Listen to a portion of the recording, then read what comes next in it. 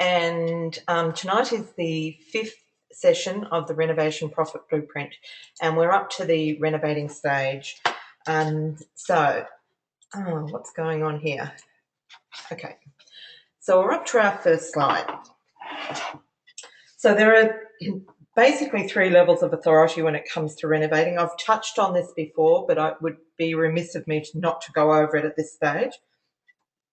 And they are firstly your local council, who I've mentioned before are a fountain of information. They give you information about planning requirements, setbacks, floor space ratio, we talked about that. And then the next level is the State Building Authority. They come under different names in different states, and I've put them up there just to help you get an understanding, or if you're not in New South Wales, you'll be able to check out which it is for your state. And they look after technical things like requirements for swimming pools, building technical issues, also contractual issues, that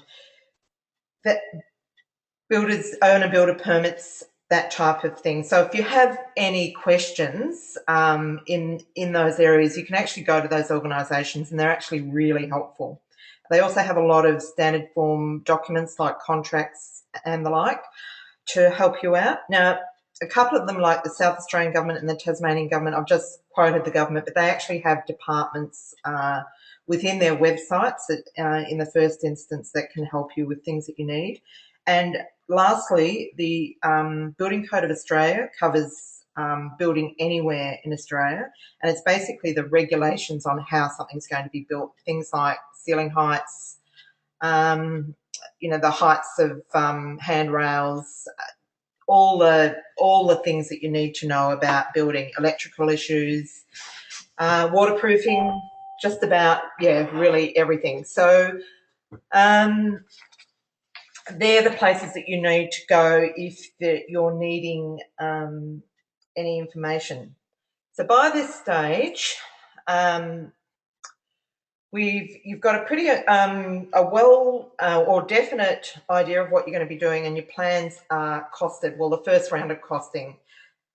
The next step is to get the plans drawn up and the approval if you need it. Never build without approval, because basically council can come along and tell you to pull it down, and it will be money down the drain. So the best way to ensure that a project runs smoothly as possible is to use systems, templates and checklists, so you're not having to reinvent the wheel every time you go to do something. So you have a standard process for every element of the renovation. It just makes it so much easier.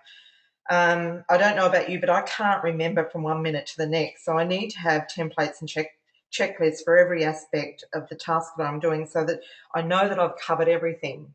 If you're relying on your memory, things get missed. Otherwise, I miss things, and in the renovation, that can be quite costly. Okay, so talking about your role, you need to determine your role. If the renovation is basically cosmetic and you don't need council approval, you can manage the lot yourself. You can have a builder. So if you do need council approval, generally if there are structural elements, or you're making additions, you're making significant changes to the plumbing, all those bigger things, you'll require council approval. Then you do either need a builder or you need an owner-builder permit. Now, owner-builder permits, you can only get one every couple of years, and they have their limitations. So my view would be to use a builder for that, but then you may think differently. You can have the builder just to lock up, and what constitutes lock-up is really determined by you. That will be set down in the contract. But basically it means that you can actually, it's got walls and doors, and you can lock it up so no one can get into it. Often you have the sheeting done, the wall sheeting done, so the finishing trades are what's next to come, and then you can complete it yourself. You can subcontract the rest of it to be completed. Or else that you can, like I did on the last job, you can actually have a builder do the lot. Now, I personally believe that handing it all over to a builder is a huge trust thing, because you need to know that that builder can perform. You can't because basically they're holding all the cards if they're managing the whole process. So I've just gone through some of the pros and cons. So with a builder, you have less control, you have less responsibility, which sometimes is quite attractive.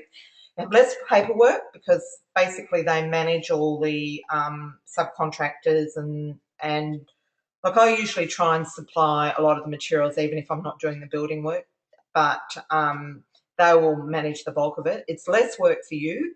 So all you really need to do is, go to site once or twice a day and just check on. You obviously still have to monitor the budget and the program and the quality, but it's not so demanding because you've handed that over to that person.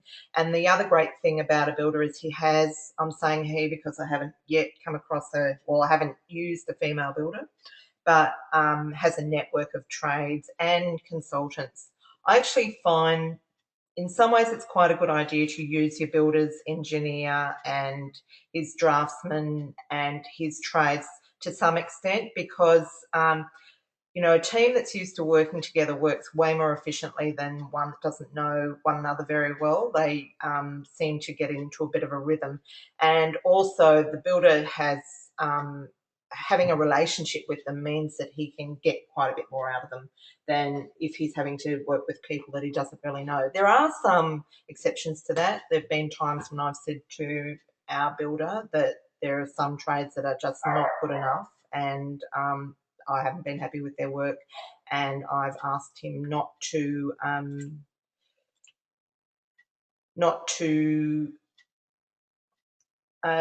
use them again.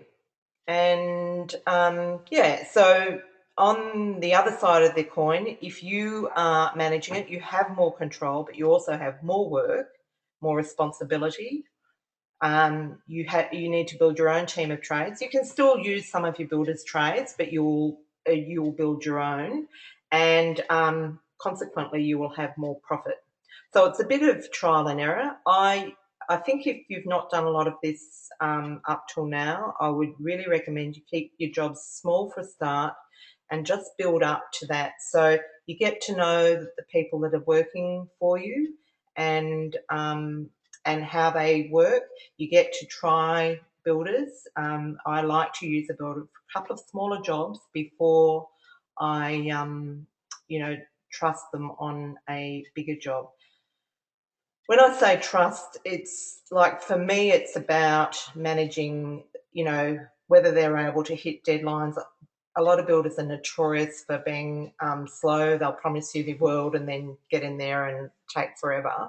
And when the job is actually costing you money,